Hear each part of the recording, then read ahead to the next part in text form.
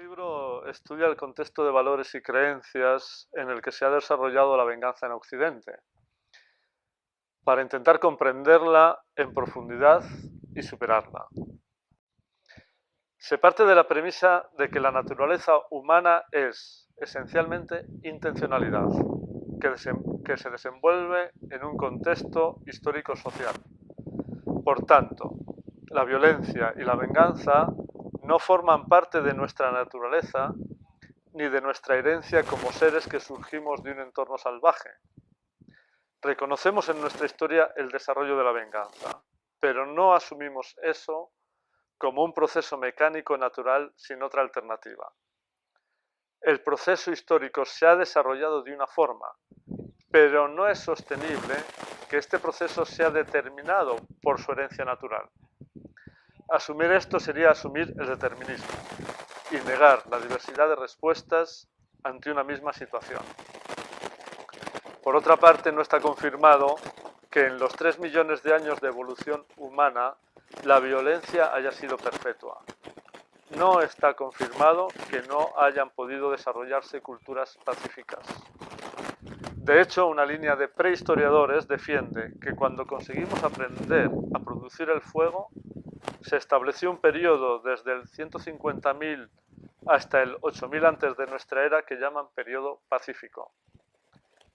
La venganza es un mecanismo psicológico y social integrado en la forma de vida de una cultura, la cultura occidental. Es uno de los pilares de nuestra cultura y es el mecanismo habitual de resolución de los conflictos. La venganza se institucionalizó como justicia y en parte está domesticada detrás de los mecanismos judiciales. En otras culturas, como las africanas o las asiáticas, existe la venganza, pero convive con otras formas sociales y otras respuestas para resolver conflictos. La venganza no está en la esencia de su cultura. Así queda evidente que hubo otras líneas históricas diferentes hacia otros sistemas de creencias y otras respuestas sociales. Esto nos pone en situación de intentar comprender la venganza estudiando el contexto histórico y social en el que nace, se alimenta y se fortalece por miles de años. Hace 10.000 años, las sociedades pasaron de una forma de vida nómada a otra sedentaria. En este momento se estableció un nuevo sustrato de creencias y un nuevo sistema de relación. Esto no fue uniforme en todo el planeta, sino que en cada área los fundamentos, o sea, las creencias y los valores, fueron diferentes. En Occidente esto ocurrió en el área llamada Creciente Fértil, en la que luego derivan las primeras civilizaciones que son la base de nuestra cultura, Mesopotamia y Egipto. Ahí se establece un sustrato de creencias y una escala de valores que en los aspectos fundamentales continúa hasta hoy. Son varios los fundamentos que se establecieron en ese momento. Por un lado, la creencia acerca de la muerte. Se cree que la muerte es el final y la inmortalidad es solo para héroes o dioses, o, en última instancia, depende de la misericordia divina. Por otro lado, el valor del ser humano depende de sus posesiones materiales y de su lugar en la jerarquía social.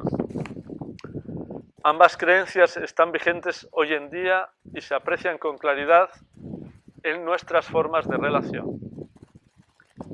Otro de los aspectos fundamentales de Occidente es el monoteísmo, que ha traído intolerancia e inflexibilidad hacia lo diverso.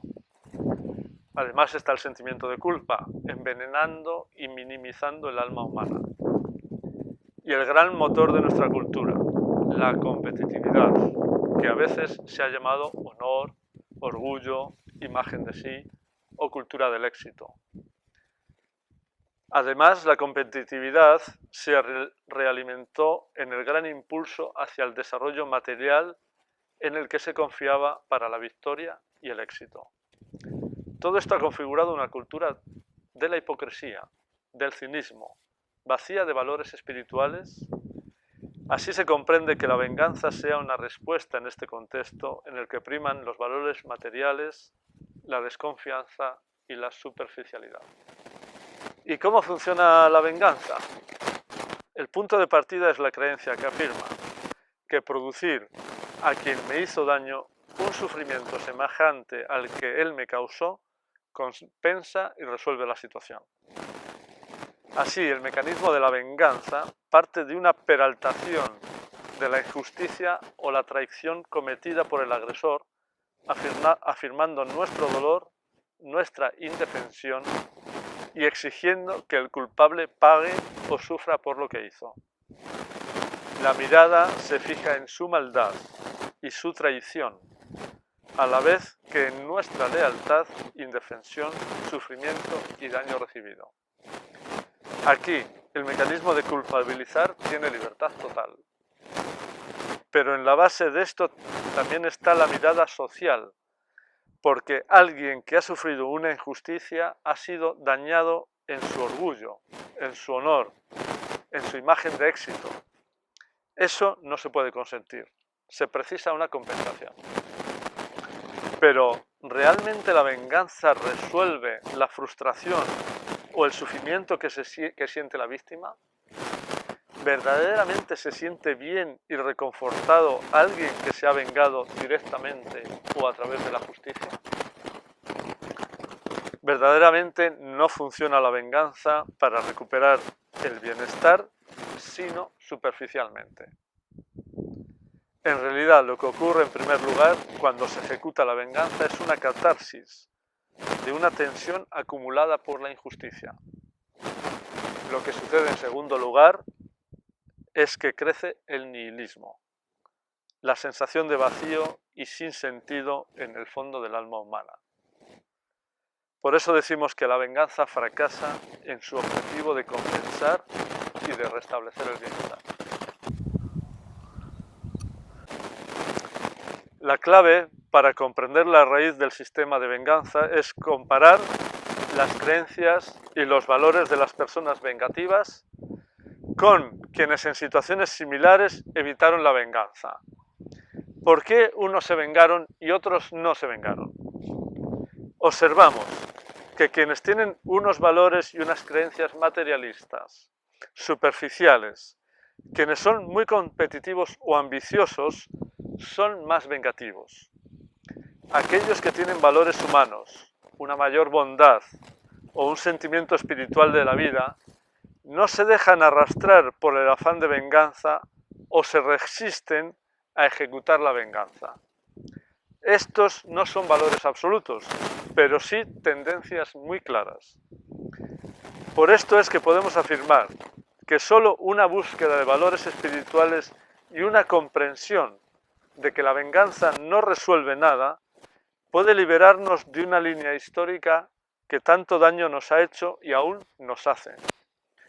No olvidamos que hay conflictos en Occidente alimentados por la venganza, pero también en nuestras relaciones personales está la venganza muy activa. Observemos cómo nuestros problemas de relación en el trabajo, en los vecindarios, en las familias, tienen este componente de venganza muy activo. En fin, en este libro se anima hacia la reconciliación y hacia el despertar de la no violencia y de valores y creencias espirituales que nos liberen de la venganza y nos acerquen a la paz interna y a una mirada trascendente de la vida.